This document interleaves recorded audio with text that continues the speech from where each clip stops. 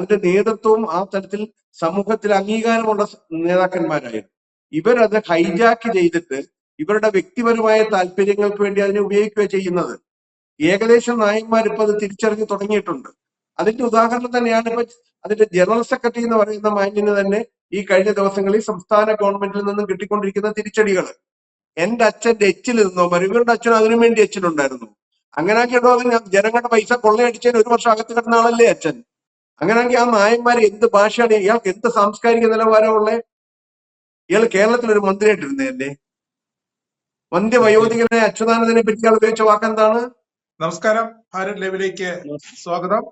ഇന്ന് നമ്മോടൊപ്പം ഉള്ള ഒരു അതിഥി പെരുമറ്റം രാധാകൃഷ്ണൻ. ആള് ചില്ലറക്കാരനൊന്നുമല്ല, നായർ ഐക്യവേദിയുടെ ചെയർമാനാണ്. നമസ്കാരം ശ്രീ പെരുമറ്റം രാധാകൃഷ്ണൻ. അങ്ങ് നായർ ഐക്യവേദിയുടെ ചെയർമാനാണ്. അങ്ങനെ ലോകമെമ്പാടും അറിയുന്ന ഒരാളാണ്. അപ്പൊ എന്തായാലും വളരെ സന്തോഷമുണ്ട് അങ്ങേയുമായി സംസാരിക്കാൻ കഴിഞ്ഞതിൽ. ഞാനൊരു കാര്യം ചോദിക്കട്ടെ, നമ്മുടെ പത്തനാപുരത്തിന്റെ രാജാ കേശവദാസൻ ഇപ്പോൾ എങ്ങനെയുണ്ട്? എന്താണ് അവസ്ഥ? അല്ല, എന്താണ് നമ്മൾ അതിനെപ്പറ്റി പറയേണ്ടത്? രാവിലെ തൊട്ട് ഇങ്ങനെ വാർത്താ ചാനലുകളിലൊക്കെ അതിനെപ്പറ്റിയുള്ള വാർത്തകൾ വന്നുകൊണ്ടിരിക്കുകയാണ്. ഞാൻ വളരെ നേരത്തെ തന്നെ ഞാൻ എന്റെ അഭിപ്രായം പറഞ്ഞിട്ടുണ്ട്.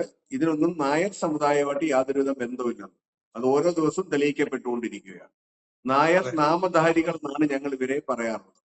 കാരണം ഇവർക്ക് സമുദായത്തിന്റെ പ്രശ്നങ്ങളുമായിട്ട് യാതൊരുവിധ ബന്ധമുള്ളതല്ല.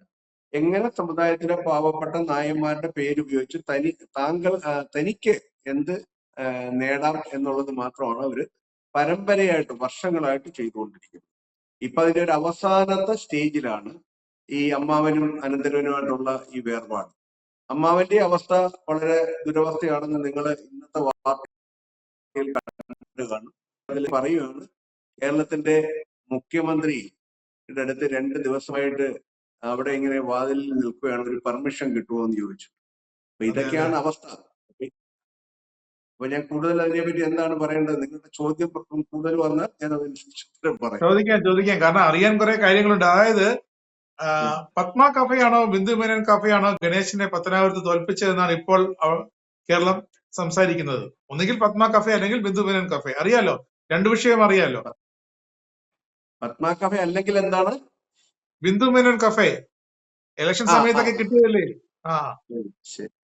അന്ന് ചൂടോടെ കിട്ടിയതല്ലേ? പക്ഷേ അത് തന്നെയാണ്. അല്ല, ഇതിനെല്ലാം സമുദായമായിട്ടാണ് കൂട്ടി യോജിപ്പിക്കുന്നത്. അതാണ് നമ്മുടെ സങ്കടം എന്ന് പറയുന്നത്. തീർച്ചയായും ഇവർക്ക് ഞാൻ സമുദായമായിട്ട് ഇതിന് യാതൊരു ബന്ധമില്ല. ഇതൊക്കെ അവരുടെ വ്യക്തിപരമായ ബിസിനസ് സംരംഭങ്ങൾ മാത്രമാണ്. ഒന്ന് ആലോചിച്ച് നോക്കൂ. 100 കൊല്ലം മുമ്പ് ഒരു ടീം, ശ്രീ മന്നത്ത് പത്മനാഭന്റെ നേതൃത്വത്തിൽ ഒരു ടീം പടുത്തുയർത്തിയ മഹാപ്രസ്ഥാനമായിരുന്നു NSS. ഇന്ന് അത് ചില തൽപര കക്ഷികളുടെ കയ്യിൽ ചെന്ന് പെട്ടിരിക്കുന്നു. അതിലൊരാളാണ് അദ്ദേഹത്തിന്റെ അച്ഛൻ ആ സ്ഥാനം വഹിച്ചിരുന്നു എന്നുള്ളത് കൊണ്ട് മകനിലേക്ക് ആ സ്ഥാനം വന്ന് ഈ സമുദായത്തിലോ ഈ അടുത്ത കാലത്ത് പത്തനാപുരം താലൂക്ക് യൂണിയന്റെ പ്രസിഡന്റ് തന്നെ പറഞ്ഞു, കലയോഗമായിട്ടൊന്നും ഇയാൾക്ക് യാതൊരുവിധ ബന്ധമുള്ളതല്ല, ഇയാളുടെ അച്ഛന്റെ പേരിൽ ഞങ്ങൾ ഇയാളെ സഹിച്ചുകൊണ്ട് പോയതാണ്. അപ്പം അതും രാഷ്ട്രീയവുമായിട്ട് കൂട്ടിക്കുഴയ്ക്കുകയാണ്. അപ്പം ഞങ്ങൾ നേരത്തെ പറയാറുണ്ട്, നായർ സമുദായത്തിന് വ്യക്തമായിട്ടുള്ള അഭിപ്രായമുണ്ട്. അങ്ങനെയാണെങ്കിൽ നായർ സമുദായം ഒറ്റക്കെട്ടായിട്ട് വോട്ട് ചെയ്തിരുന്നെങ്കിൽ സ്വാഭാവികമായിട്ട് പുള്ളി ജയിക്കേണ്ടതാണ്. താലൂക്ക് യൂണിയൻ പ്രസിഡന്റും ഒക്കെയാണ്. അപ്പൊ അദ്ദേഹത്തിന്റെ മുമ്പേ പറഞ്ഞതുപോലെ അദ്ദേഹത്തിന്റെ സഹധർമ്മിണിയുമായിട്ടും ഒക്കെ ബന്ധപ്പെട്ട് ബിസിനസ് സംരംഭങ്ങളും പ്രാർത്ഥനാ യോഗങ്ങളും ഒക്കെ നടത്തി എല്ലാ മതത്തെയും നമ്മൾ ആദരിക്കുകയും ബഹുമാനിക്കുകയും വേണം.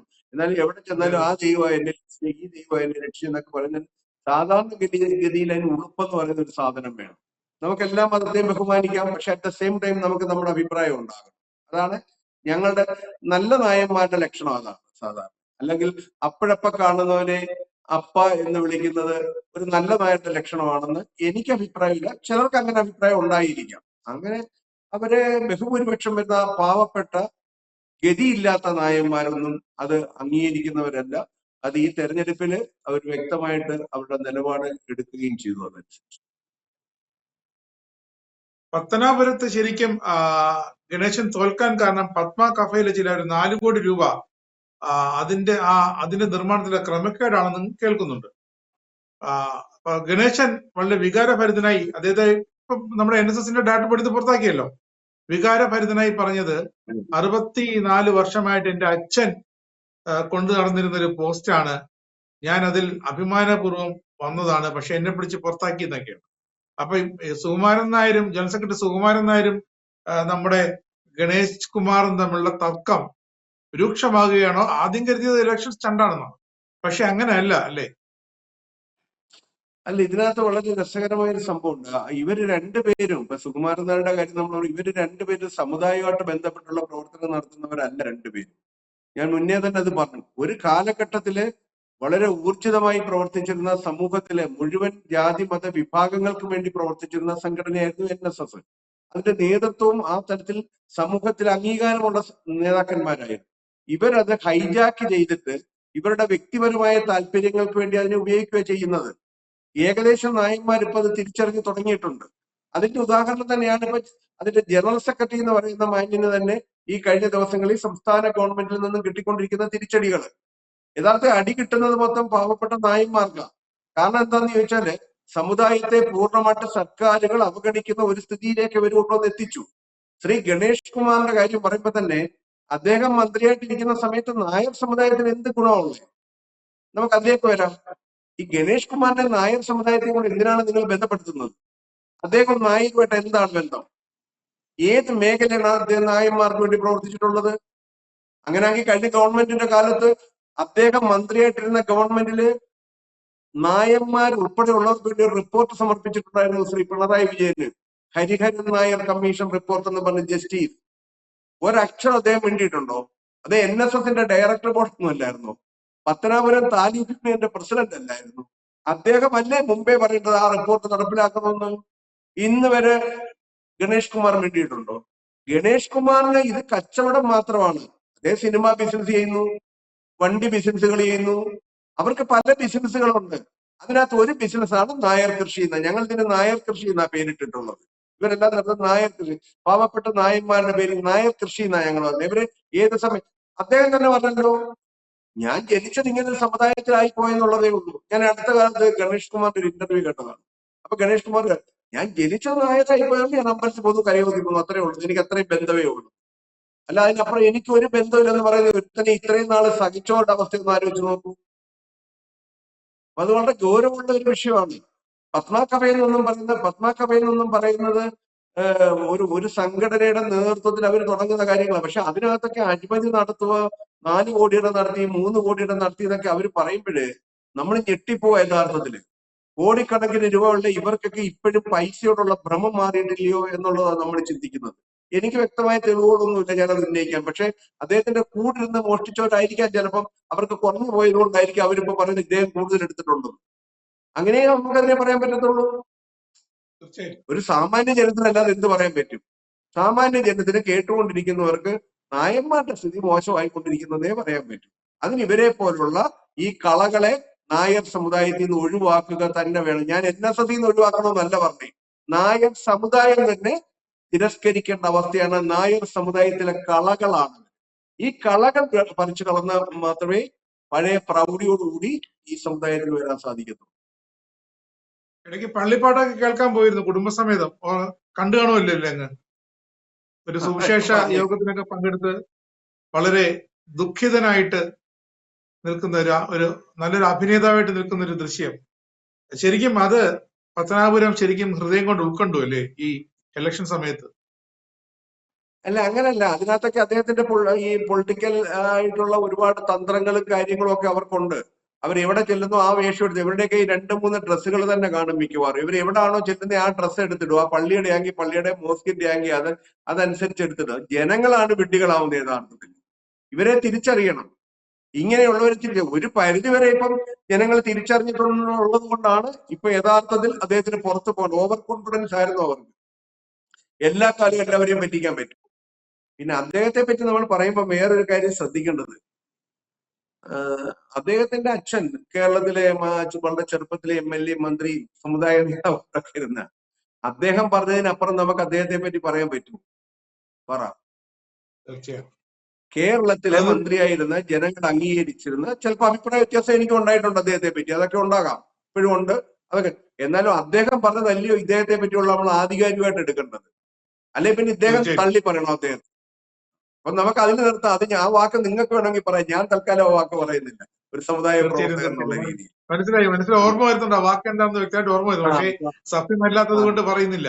അതെ, അതെ, ഞങ്ങളുടെയൊക്കെ അച്ഛന്മാര് പാവത്തുകൾ, അവർക്ക് ഒരു സംശയം ആ കാര്യത്തിൽ വന്നിട്ടില്ലായിരുന്നു. ഞാൻ പെരുമിറ്റത്തിലെ ആകോപിള്ളയുടെ മോനാണ്. അതുകൊണ്ട് എനിക്ക് യാതൊരു സംശയവും ഇല്ല കാര്യത്തിൽ. നാട്ടുകാരും അങ്ങനെ അംഗീകരിക്കുന്നത്. അച്ഛനങ്ങ് മരിക്കുന്നിടം വരെ ഒരു സംശയവും പറഞ്ഞിട്ടുമില്ല. പക്ഷെ ഇത് പിന്നീട് സംശയമാണ് അല്ലേ, പ്രവൃത്തികൾ കാണുമ്പോൾ. അപ്പൊ ആ ഗുണങ്ങള് നമ്മൾ സംശയിക്കേണ്ടത്. ഞാൻ ആരെയും കളിയാക്കാനും ആരെയും കെട്ടി സംസാരിക്കാനും ഒന്നും സോഷ്യൽ മീഡിയ ഉപയോഗിക്കുന്നില്ല. പക്ഷേ തന്റെ പ്രവൃത്തിയില് തന്റെ ഗുണങ്ങൾ കാണും. മനസ്സിലാവുന്നുണ്ടോ? തന്റെ ഗുണങ്ങൾ കാണും. നമ്മളൊരു സമുദായ പ്രവർത്തനം നടത്തുമ്പോൾ, അല്ലെങ്കിൽ ഒരു സാമുദായിക പ്രവർത്തനം അല്ലെങ്കിൽ സാമൂഹിക പ്രവർത്തനം നടത്തുമ്പം അത്യുന്നതമായ നിലയിൽ ചിന്തിച്ചുകൊണ്ട് വേണം നമ്മൾ നടത്താൻ. നമ്മളുടെ കൂടെ നടക്കുന്ന ആളുകളെ അയാൾ ഉപയോഗിച്ച വാക്കെന്താണ്? എന്റെ അച്ഛന്റെ എച്ചിൽ നിന്നെന്ന്. ഇയാളുടെ അച്ഛനാണെങ്കിൽ ജയിൽ ഭക്ഷണം കഴിച്ചിട്ടുണ്ടല്ലോ, സ്വാതന്ത്ര്യ സമരത്തിനായിരുന്നു അത്. അല്ല, അതെന്തിനാണ് ഇയാൾ മറുപടി പറയണമെന്നില്ല. ശ്രീ ഗണേഷ് കുമാർ എന്നല്ലോ, എനിക്ക് എല്ലാവരുടെയും ബഹുമാനം. ഇയാൾ നമ്മളുടെ പത്തനാപുരത്തുള്ള പാവപ്പെട്ട നായന്മാരെ പറ്റി എന്താ ഉപയോഗിച്ച വാക്ക്? എന്റെ അച്ഛന്റെ എച്ചിൽ നിന്നോ. ഇവരുടെ അച്ഛൻ അതിനു വേണ്ടി എച്ചിലുണ്ടായിരുന്നു. അങ്ങനെ ആക്കിയിട്ടോ അത് ജനങ്ങളുടെ പൈസ കൊള്ളയടിച്ചതിന് 1 വർഷം അകത്ത് കിടന്ന ആളല്ലേ അച്ഛൻ. അപ്പൊ എന്നെ കൊണ്ട് നിങ്ങൾ പറയിക്കാനുള്ള ഉദ്ദേശം ഞാൻ ഓരോന്നോരോന്ന് പറയിക്കാം. ഇത് NSSകാർ പറയേണ്ട മറുപടിയാണ്. പാവപ്പെട്ട പത്തനാപുരത്തെ ഗതിയില്ലാത്ത നായന്മാരുണ്ട്. നായന്മാരിൽ 70% ആൾക്കാരും ഗതിയില്ലാത്തവരാ. ഞാൻ അതിനെപ്പറ്റി പഠിച്ചിട്ടാണ് നിങ്ങളുടെ അടുത്ത് സംസാരിക്കുന്നത്. ഒരു വലിയ ഇന്റർനാഷണൽ ഓർഗനൈസേഷൻ 10-17 വർഷമായിട്ട് ഈ രംഗത്ത് പ്രവർത്തിക്കുന്ന ഒരാളാണ് ഞാൻ. ശ്രീ ആർ ബാലകൃഷ്ണപിള്ള സാർ പോലും ഒരിക്കൽ ഞങ്ങൾ ചാനൽ ചർച്ചയിൽ പങ്കെടുത്തപ്പോൾ ഞാൻ പറഞ്ഞത് ശരിയാണ് എന്ന് അദ്ദേഹം പറഞ്ഞിട്ടുണ്ട്. അങ്ങനെയാണെങ്കിൽ ആ നായന്മാര് എന്ത് ഭാഷയാണ്, ഇയാൾക്ക് എന്ത് സാംസ്കാരിക നിലവാരമുള്ളത്? ഇയാൾ കേരളത്തിൽ ഒരു മന്ത്രിയായിട്ടിരുന്നതല്ലേ. വന്ധ്യവയോധികനെ അച്യുതാനന്ദനെ പറ്റി ഇയാൾ ഉപയോഗിച്ച വാക്കെന്താണ്? അപ്പൊ ഇവരെയൊക്കെ രംഗത്ത് അവതരിപ്പിച്ചവരിലേക്ക് നമ്മൾ പോകേണ്ടി വരും. അവതരിപ്പിച്ച ആളെ മുതുവാശാൻ ഇപ്പം വീട്ടിൽ ഇരിക്കും. നമ്മൾ പിന്നെ ആ വിഷയത്തിലേക്ക് ഞാൻ പോകുന്നില്ല ഇപ്പൊ എന്തായാലും.